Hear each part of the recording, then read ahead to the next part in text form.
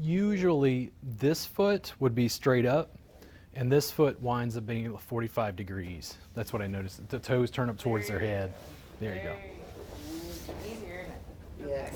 When she get under the butt. That little sweet spot. Yeah.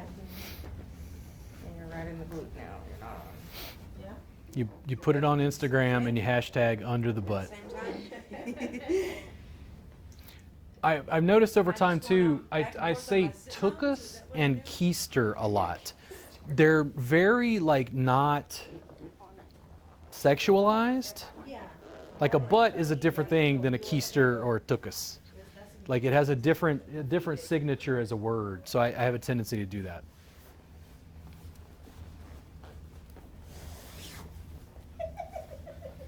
Feel good? And this is why we don't have the teaching assistants show them additional stuff. Because everybody wants to do it. Hey. They're just waiting on you for instruction. Who are you pulling? Who wants to receive? There you go. Ask your question. Hamstrings and hips. Anybody? Yep. You. Some. Yeah, here, let me try.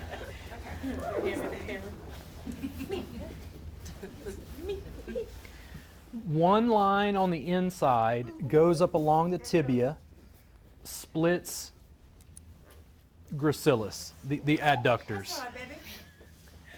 When we put them in tree pose, it accesses that line, especially in the adductors, because it's up. Now we can lean into it a bit more. On the outside, there's that line along vastus lateralis and along the tib anterior. From the outside, it cuts the leg in half to the peroneals. Let me see. There. Fibularis longus, which used to be peroneus longus, on the outside of the leg along the IT band. There's two lines on the outside, one line on the inside. What we were doing is softening the legs and figuring out their mobility to build up to what we're about to do. And this is the way the flow works. Typically, when I get to work on one leg, I would stay and continue working on that leg. We were kind of going back and forth because I was just showing you a little bit of the sequence. Once I get to here, I'm going to work on this inner leg line. Her hips are totally open. You sit on the floor comfortably, right? Yes. Yeah. Squatting toilets. You know how much Westerners freak out? They freak out. First time I had one of those in Turkey, I was like, all right, we're in a different country now. I guess they do things differently. I would bring her leg up into kickstand. Go ahead and address the calves, a little bit of traction. And I'm going to continue working on this leg. These movements to me are very classically Thai. It's something that I'll always go back to and always use. I am going to push her leg away and bring her up and bring her leg up, and then I'm going to sit. Usually my leg will almost drape over the other person's leg. I like this passive body contact. I'm going to have my toe facing out and my leg lengthened. What will happen is, depending on my leg length, because your legs might be longer or shorter or whatever it is, you might have to scoot yourself forward or back.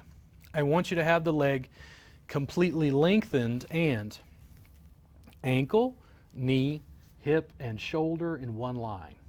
I'm going to bring her just a little bit past 90 degrees, so her leg isn't straight up like this. She's a little bit past 90 degrees. I'm going to lengthen my leg, hold onto her foot and above the ankle, and I'm going to pull her into my foot.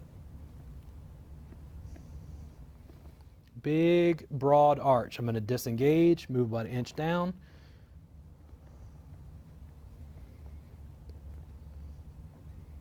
How's the pressure? Good. Good. Going to move down again. Where do you feel it? Going to disengage. Usually from this position, I can go about halfway. If I start to go lower, it's almost going to lift their hips like off the ground because of the leverage involved. More pressure You go right there. Just down right. Halfway down the femur. If I go down here, I'm going to do this real quick so you can see what's the difference. You see how she starts, you see I don't get the leverage, I don't get the pull. I'm bringing her past 90 degrees. I'm not really doing this. I'm not pushing with my leg.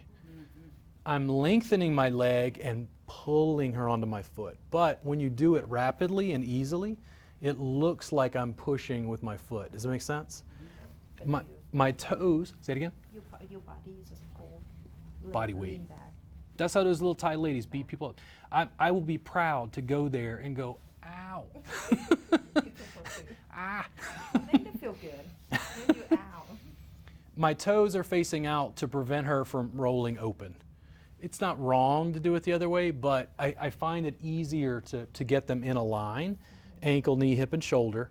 You can also see that my guns, I'm from Texas, I shoot up instead of like being facing off a different direction. I'm going to turn my toes in, and they're going to go almost under the knee, and I'm going to let her leg roll open now. Aha, very open hips. I'm going to let her shin cross mine, and now I've got this nice little handle.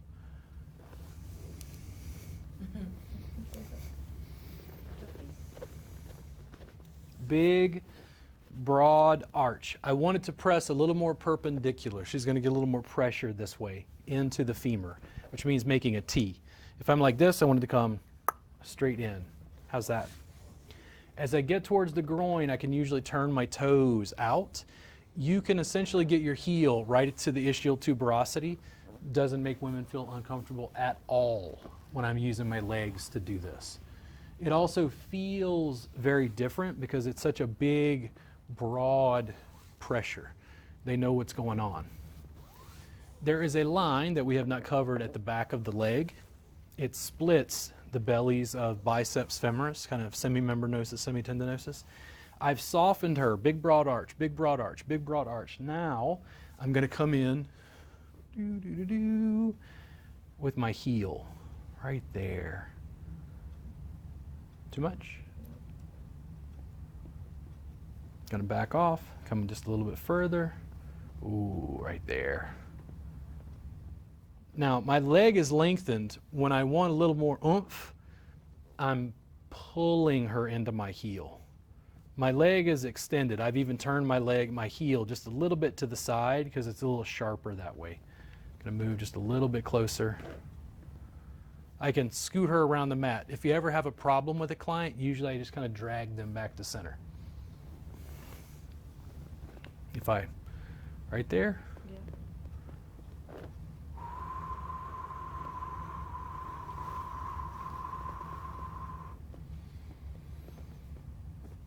Palm press, finger press. Foot press, heel press. General to specific, superficial to deep. I'm going to back off now, and I'm going to go back and do some that's just a little more broad again.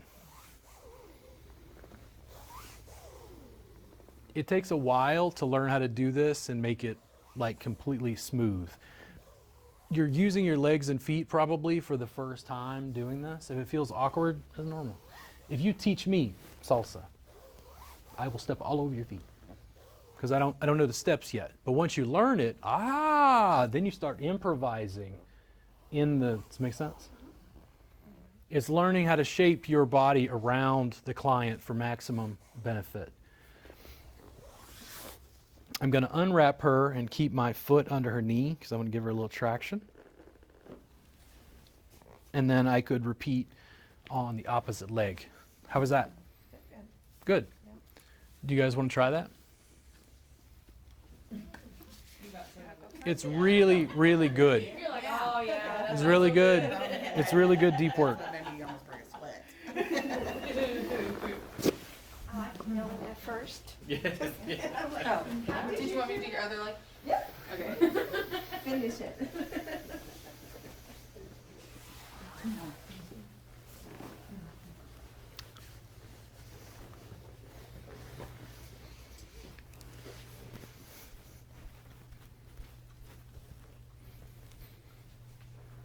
Bring her heel just like an inch or two closer to her bottom. I want to see what the difference is. There you go. Try it from there and tell me what the difference is.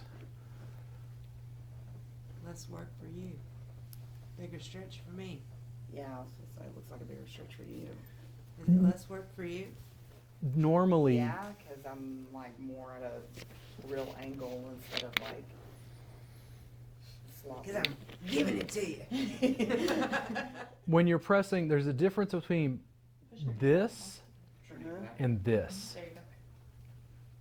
It's more if you get their femur at 45 degrees, it's like it's pulling up and out of their hip socket.